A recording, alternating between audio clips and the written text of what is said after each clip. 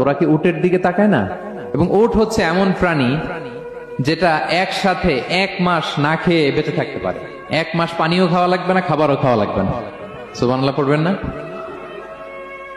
এট এ টাইমে একটা উট, প্রাপ্তবয়স্ক একটা উট একসাথে 200 লিটার পানি খেয়ে ফেলতে পারে। এবং উটের পেটের ভিতরে একটা স্পেশাল ওয়াটার চেম্বার আছে, ওই চেম্বারে রেখে দেয়, খেয়ে ওইটারে পাঠায় দেয় না ওদের কিডনিতে। 200 লিটার পানি একবারে খেয়ে স্পেশাল চেম্বারে রেখে দেয়, যখন লাগবে ওইখান থেকে নিয়ে নিয়ে বেঁচে থাকে।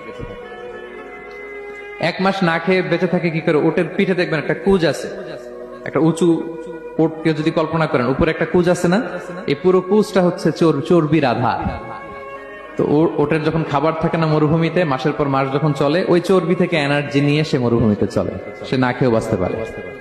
আমাদের চোখের মধ্যে যেমনি একটা পাপড়ি, এরকম এক পাপড়ি দিয়ে উটকে আল্লাহ বানায় নাই, ডবল লেয়ারের পাপড়ি দিয়েছে, কারণ মরুভূমির মধ্যে চলতে